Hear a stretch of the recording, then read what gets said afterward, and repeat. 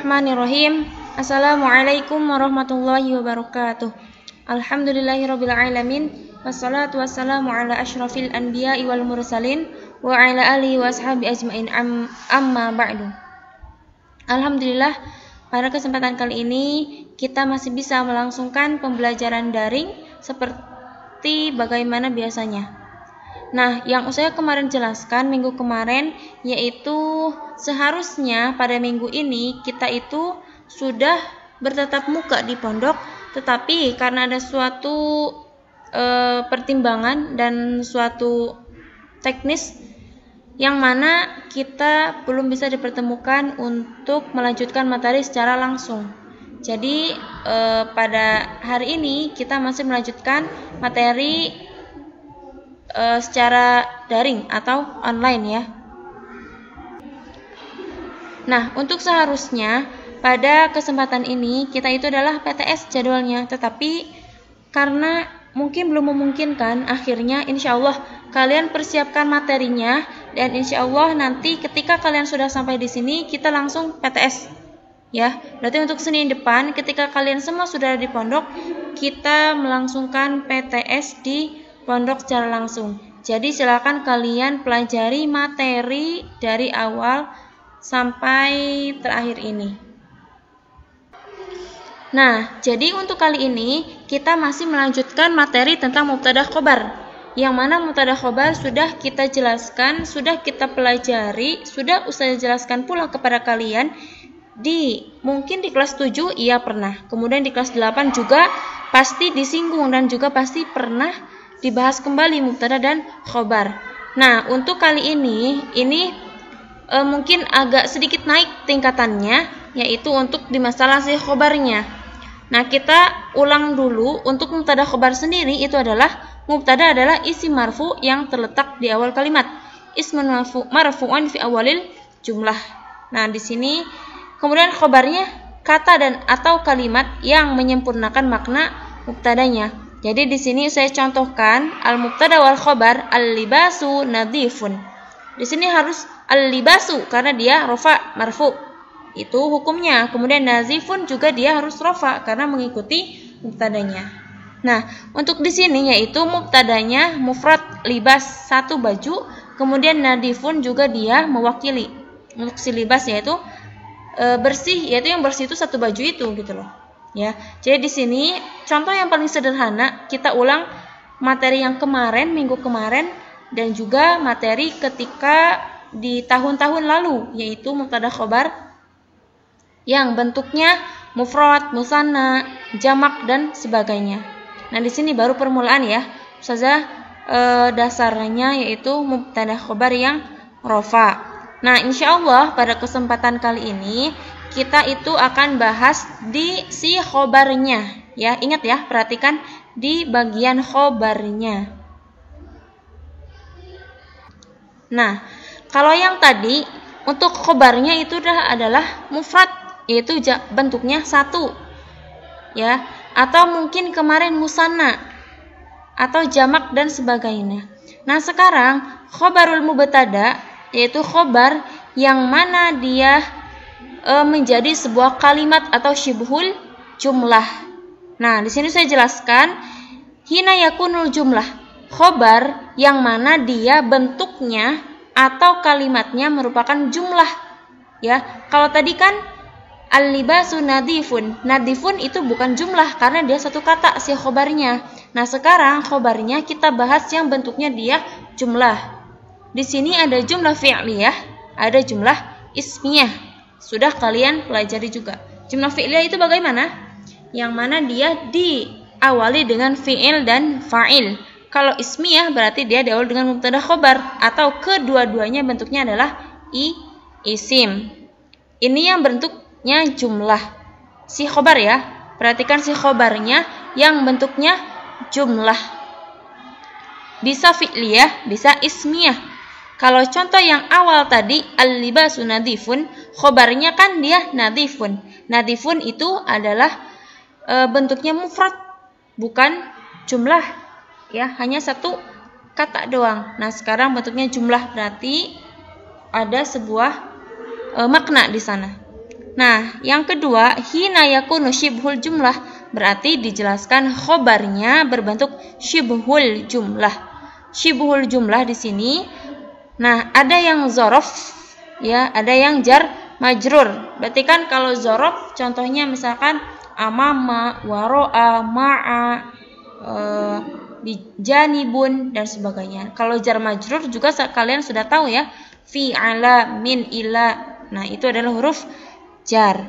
Nah, kita bahas satu persatu antara khobar yang bentuknya jumlah fi'liyah, khobar yang bentuknya jumlah ismiyah, kemudian khobar yang bentuknya zorof, khobar yang bentuknya jar dan majrur. Nah, di sini adalah jenis khobar mubtada yang bentuknya jumlah, ya. Yang pertama jumlah fi'liyah, yang kedua jumlah ismiyah. Untuk yang pertama dulu, jumlah fi'liyah itu adalah syaratnya ya, di sini syaratnya jumlah khobar mubtada harus mempunyai dhamir yang kembali kepada mubtada. Jadi si khobarnya pertama, khobarnya dia bentuknya adalah jumlah. Jumlahnya fi'liyah. Berarti khobarnya itu dia ada fi'il dan ada fa'ilnya. Nah, kemudian di dalam si jumlah fi'liyah tersebut, ya, itu ada dhamir yang kembali ke mubtadanya. Kemudian syarat yang kedua, khobar mubtada harus diawali dengan fi'il. Ya iya, karena dia bentuknya fi'liyah. Fi'liyah sendiri adalah bentukan dari fi'il dan fa'il.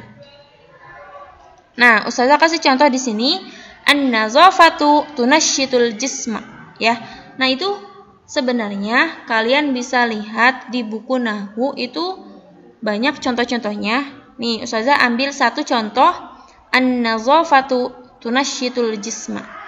Ini yang Ustazah kasih warna hijau sengaja. Dia adalah khobar. Khobarnya bentuknya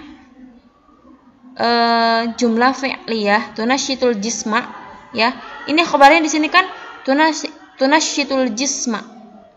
An-nazafatu dia mubtadanya, tunasyitul jisma dia adalah khobarnya. Tetapi khobarnya di sini adalah bentuknya jumlah fi'liyah karena diawali dengan fi'il nih. Kemudian diawali dengan fi'il. Di sini ada fi'il dan fa'ilnya.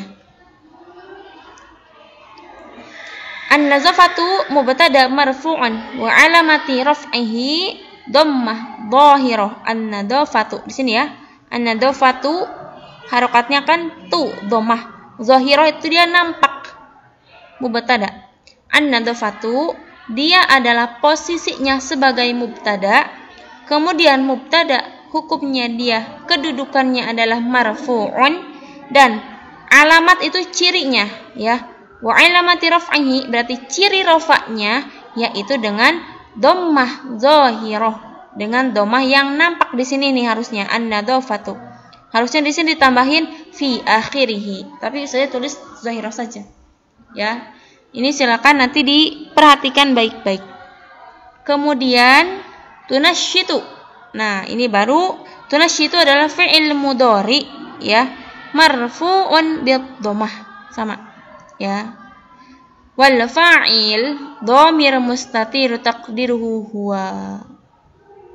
Afwan, takdiruhu hiya harusnya ya di sini ya. Takdiruhu hiya. Karena kan kembali ke nadhafah. Nadhafah bentuknya dia muannas, berarti takdiruhunya hiya. Afwan, di sini berarti saya salah tulis. Kemudian al-jisma maf'ul bih mansub bil fathi. Nah, di sini dikasih kejelasan lagi. Wal jumlah min fi'il wal fa'il fi mahali raf'in khabar mubtada. Ini adalah khabar mubtadanya.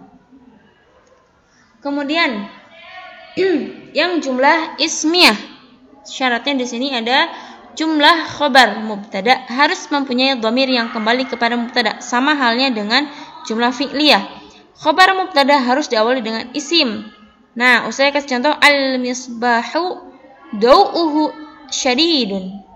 Nah, setelah al-misbah, ini al-misbah adalah mubtadanya. Nah, khobarnya dau'uhu syadidun ini adalah khobar yang mana diawali dengan isim, berarti namanya khobar yang bentuknya jumlah ismiyah. Beda dengan yang tadi, ini tunasyitu fi'il, ada fi'il dan fa'ilnya. Maka jumlah fi'liyah dinamakannya, khobarnya. Nah, kalau yang di sini khobarnya, khobar dari mubtada al-misbah, khobar dari al-misbah ya, yang mana al-misbah mubtadanya, dia bentuknya isim, berarti dia termasuk jumlah ismiyah. Al-misbah mubtada marfu'an sama ya, wa alamat rafi'i dhammah dhahira fi akhirih. Kemudian dau'uhu, di sini ada dua yang harus di-i'rab. Dau'un, pertama dau'u, mubtada tsani. Nah, di sini adalah mubtada kedua ya, mubtada kedua. Rafa wa alamat rafi'i dhammah dhahira wa huwa mudhaf. Dau'un, dia mudhaf. Kemudian hu-nya mudhafun ilaih mabni 'ala dhammah fi mahali jar. Kemudian syadidun khabarul mubtada tsani. Nah, dau'un dia adalah mubtada yang kedua, al-misbahu mubtada 1, dau'un mubtada 2, tetapi dia juga sebagai khobar nantinya nih. Dau'uhul syadidun itu khobar tetapi jumlah ismiyah khobarnya. Dau'uhu syadidun dia adalah khobarnya dari al-misbahu. Tetapi kalau satu doang, dau'u-nya doang, dia adalah mubtada ya, mubtada kedua. Nah, syadidun ini adalah baru khobar dari dau'u di sini ya. Agak rumit sih, tapi kalian sebenarnya ini harus secara langsung, tapi ya karena kondisi seperti ini mau gak mau jadi kita masih daring ya. Ustaz ulangi, al-misbahu dia mubtada yang pertama ya. Khobar dari mubtada yang pertama ini adalah dau'uhu syadidun. Nah, ini adalah khobar mubtada al-misbahu. Nah, khobarnya bentuknya jumlah ismiyah. Nah, kemudian kalau dirinci satu-satu lagi, dau'u dia adalah mubtada kedua. Syadidun adalah khobar dari mubtada si dau ini. Nah, gitu ya. Makanya di sini syadidun khobarul mubtada tsani marfu'an wa alamat raf'i dhammah dhahirah. Nah, wal jumlah min mubtada wa khabar fi mahalli raf'in khabarul mubtada al-awwal. Nah, dau syadidun dia adalah khobar dari al-misbah yang bentuknya jumlah ismiyah. Nah, kemudian tadi jenis khobar mubtada bentuknya jumlah. Sekarang jenis khobar mubtada yang bentuknya syibhul jumlah. Ada yang jar majrur, ada yang dzaraf. Kalau yang jar majrur berarti sudah jelas. Setelah mubtada harus berupa huruf jar, fi, min, ala, ila dan sebagainya. Kalau dzaraf berarti setelah mubtada dia ada dzaraf amama, dzaraf makan, dzaraf zaman ya. Nah, contoh yang pertama, insyaallah ini gampang. Zaidun fil fasli. Nah, ternyata fil fasli di sini adalah khobarnya. Khobarnya adalah jar majrur. Zaidun mubtada marfu'un bil dhammah zahirah. Fi harfu jar mabni 'ala sukun wa huwa khabarul mubtada. Al-fas ismul majrur bil kasr, sama ya. Cuma di sini ditambahin khabarul mubtadanya saja. Nah, Zaidun itu mubtadanya, kemudian setelah mubtada ini ada kalimat yang mana dia ada si jar majrurnya, ada huruf jarnya setelah si mubtada. Kalau tadi kan setelah mubtada ada jumlah fi'liyah, berarti ada fi'il dan fa'il. Kemudian yang kedua tadi setelah mubtada ada fi'il lagi, ada isim lagi ya, itu berarti jumlah ismiyah. Nah, sekarang kalau yang huruf jar ini syibhul jumlah, setelah mubtada ada huruf jar dan keterangan fil fasli. Kemudian yang dzaraf juga sama, Zaidun ma'a. Ma itu dzaraf, ka-nya itu dia adalah nanti mudhafun ilaih ya, bersandar. Yang pasti setelah mubtada itu ada huruf ada dzarafnya. Zaidun mubtada marfu'an bid dhammah, ma'a dzaraf mansubun bil fathi wa wal mudhaf. Nah, kalau dzaraf dia mansub. Maksudnya ini ya. Mu'rab, bukan mabni. Jadi kalau dzaraf dia mu'rab, tergantung keadaannya. Dzaraf mansub bil fathi wa huwal mudhaf. Kemudian ka-nya mudhafun ilaih mabni 'ala sukun fi mahalli jar ya. Karena kalau ka kan mudhafun ilaih kemudian mabni 'ala sukun, tetapi dia posisinya fi ma'alil jar karena jatuh setelah mudhaf. Karena mudhafun ilaih dia harusnya majrur kan, tetapi karena mudhafun ilaihnya berupa dhamir jadi dia mabniun, tapi di belakang dikasih fi mahalli. Nah, ini penjelasan dari khabarul mubtada yang bentuknya jumlah dan bentuknya syibhul jumlah. Ada jumlah fi'liyah, ada jumlah ismiyah, ada jar majrur, ada zaraf. Itu kalau yang syibhul jumlah.